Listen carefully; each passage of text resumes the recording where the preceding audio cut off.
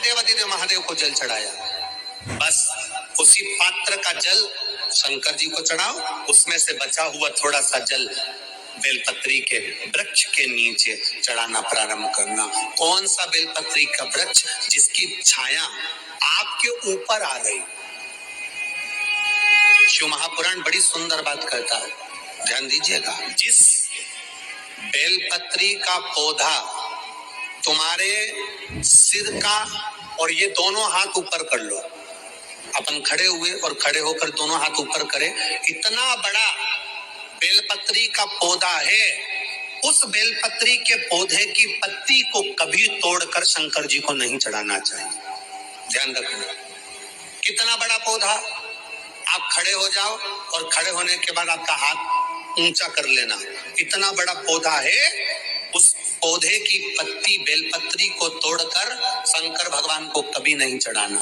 शंकर भगवान को उस बेलपत्री को, उस वृक्ष की पत्ती को तोड़ना चाहिए जो वृक्ष तुम्हारे हाथ से थोड़ा सा ऊंचा हो, जिसके लिए तुम्हें हाथ और ऊंचा करना पड़ रहा हो। जैसे एक बच्चा अपनी माँ की गोद में बैठने के लिए दोनों हाथों से उचकता है, आवाज लगाता है, उचकता है, आवाज लगाता है, हाथ ऊपर करता है, तो माँ उस बच्चे को गोदी में ले लेती है। उसी तरह उस बेलपत्री के वृक्ष की पत्ती तोड़ना चाहिए जिसने थोड़ी उन्नति कर ली हो, जो थोड़ा ऊंचा हो गया हो। तुम उसको पाने का प्रयास करो तो भगवान भी तुम्हें अपनी गोदी में ले ले।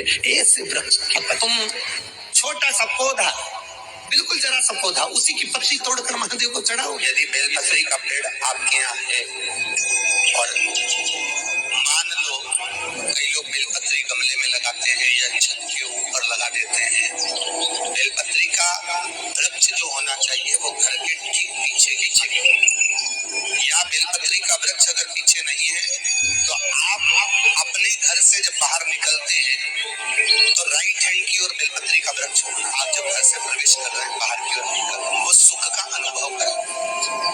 यदि घर से निकलते समय बेलपत्री का पेड़ लेफ्ट में अगर आता है, आप जिस घर से निकल रहे हो लेफ्ट में अगर बेलपत्री का पेड़ आता है तो आप 1 रुपए कमाएंगे, 1.25 रुपए खर्च होगा, पैसा हाथ में टिकेगा नहीं। घर में 10 लोग भी कमा रहे हैं तो पैसा घर में टिकेगा नहीं, आएगा जरूर, सारे काम होंगे पर टिकेगा नहीं।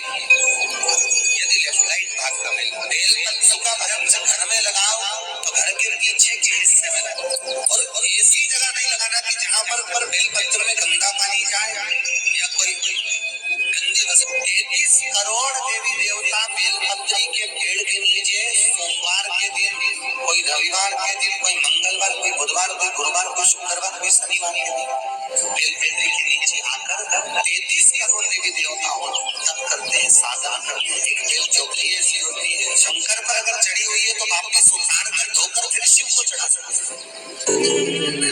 किसी व्यक्ति से कोई काम करवाना, वो काम नहीं कर रहा, कोई फाइल आगे नहीं बढ़ रही है, कोई कार्य अटक रहा है, या फिर कहीं रुपया पैसा अटक गया हो, नहीं निकल रहा हो, तो एक जल के पात्र में जल भरकर 5 बेलपत्री शिव जी को समर्पित कर कुंदकेश्वर महादेव का नाम लेकर एक सफेद पुष्प बेलपत्री के ऊपर जो शिव जी को चढ़ाई है उस पर समर्पित कर जल जो लेकर गए हो, अपनी उस कामना को कर कि मेरा ये कार्य अटक रहा है, ये कार्य नहीं हो रहा, कुंदकेश्वर महादेव का नाम लेकर धीरे धीरे जल की धार चढ़ाई। और एक बात हमेशा याद रखना, फिर निवेदन कर रहे हैं, अच्छे से समझ लेना, शंकर जी पर जब जल चढ़ता है, शिव जी का जब अभिषेक होता है, शंकर जी पर जब जल चढ़ाया जाता है, दूध चढ़ाओ, जल चढ़ाओ, कुछ भी चढ़ाओ, और एक बात का स्मरण अपने जीवन में होना कि इतने ऊपर से मत चढ़ाना कि जल चढ़े और छींटे आपके ऊपर।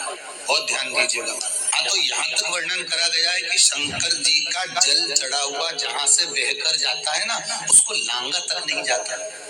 यहाँ लांगते हैं क्या?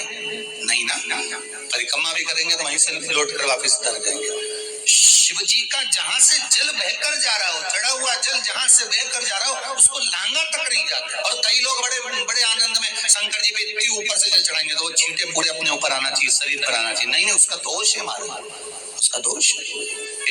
आप भगवान को अगर जल चढ़ाओ, दूध चढ़ाओ, तो मान लो अगर जैसे एक सरल भाषा में समझ लो और अच्छे से, कि जैसे ये शिवलिंग है शंकर जी का, ये शिवलिंग है, और आप जल चढ़ा रहे हो तो इतनी ऊपर से छोड़ोगे तो पानी का छींटा तो अपने ऊपर आएगा, पर वही जल, वही दूध, वही सामग्री आप शिवलिंग से थोड़ी सी दूरी बनाकर अगर आप समर्पित करेंगे तो बाबा उसको स्वीकार भी करता है और आनंद की अनुभूति भी होती है। कार्य में सिद्ध, कार्य में उसकी। कोई भी पूजा पाठ अगर हम नियम से करते हैं तभी प्रभु उसे स्वीकार करते हैं और उसका फल हमें मिलता है। अगर हम पूजा सही नियम से नहीं करते हैं, सही से नहीं करते हैं, तो उसका फल हमें नहीं प्राप्त होता और हमारे जीवन में कष्ट रहता है। तो हम सोचते हैं कि हमारे जीवन में पूजा पाठ करते हुए भी कष्ट क्यों आ रहा है।